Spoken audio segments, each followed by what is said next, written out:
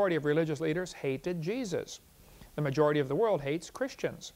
So it is not true that all scientists believe in evolution. If it were, that wouldn't matter, okay?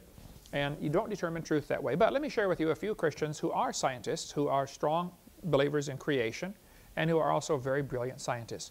Robert Gentry, a friend of mine from Tennessee, is a brilliant scientist when it comes to radioactive material and the disposal of radioactive waste. He worked at Oak Ridge Laboratories. He published this book here, Creation's Tiny Mysteries. Excellent book about radiopolonium halos. You can get it through our ministry, in our bookstore or on our website. Robert Gentry was doing tremendous work. It was published in many major science journals about radiopolonium halos being found in granites all over the world. I went and met with Robert Gentry, saw the polonium halos through the microscope in his laboratory, and everybody was fine until they realized, wow, his research proves the Big Bang Theory is not true. And boy, they shut off his funding and his grant money in a hurry. He finally said, well, we don't have a job for you anymore, just because his research was supporting creation. Talk to Robert Gentry up in Halo, go to www.halos.com and see for yourself. Roger DeHart was a science teacher near Seattle, Washington. He was told he could not inform his students of errors in the textbooks. Here they've got textbooks with mistakes in them, but he couldn't tell the students about the mistakes because those mistakes were used to support the evolution theory. They said you can't even pass out current science journals to inform students of mistakes in the textbooks. That's not science. That's that, burn the heretic attitude that some people get, or go burn the witch, And there's talk about a witch hunt. The evolutionists are on a witch hunt against the creationists in the public schools. They will try desperately to get them fired from their job. Kevin Haley was a biology teacher at Central Oregon Community College in Bend, Oregon. He lost his job simply because he was exposing errors in the textbooks.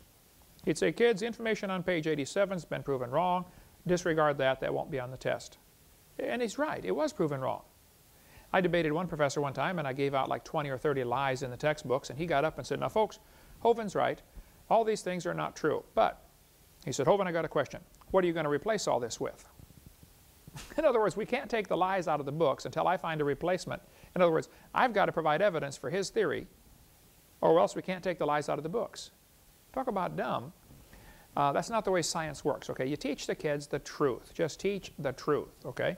And if all you have are lies to back up your theory, then get a new theory. In Texas, Baylor University fired William Dembski just because he advocated that there might be an intelligent designer. That's heresy. There could be a designer. You're out of here. You're fired.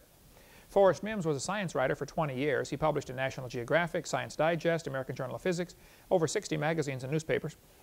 He was denied a job as science writer for Scientific American simply because he was a creationist. They didn't want to have a creationist on their staff. Teacher Rod LeVake was told he could not share information that might help students doubt Darwin's theory. See, Darwin's theory is sacred. You don't question it without losing your job in many school systems. Okay? The same thing happened in Russia 10, 15 years ago.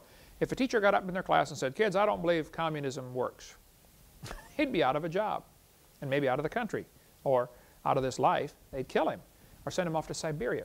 You get the same kind of academic Siberia, people sent off to academic Siberia if they don't support the evolution theory right here in America, the land of the free and the home of the slave. Mr. Eller told his teacher Dan Clark in Lafayette, Indiana, Mr. Eller was the superintendent, that he could not introduce creationism to his class. So Dan Clark resigned. He quit. Many good teachers are dropping out of the public school system because they're not allowed to teach kids the truth. The problem is not the law. The law says you can teach creation. Not a problem to teach creation legally. The courts have ruled it's okay to teach creation, but the boss says don't do it. The ACLU, which is the American Communist Lawyers Union, they learned years ago all they have to do is threaten to sue and the school will back down.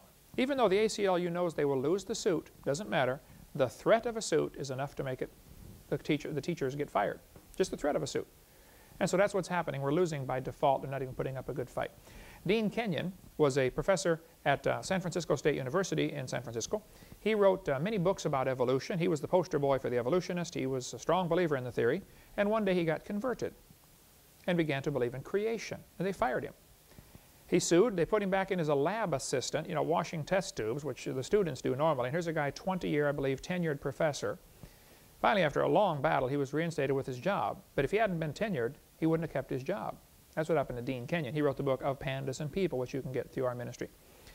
Dr. Denny at Texas Tech University had on his website for years that if you wanted to get recommended for medical school, he's from Lubbock, Texas, that you had to confess to believing in evolution. If you don't believe in evolution, he's not going to recommend you for medical school.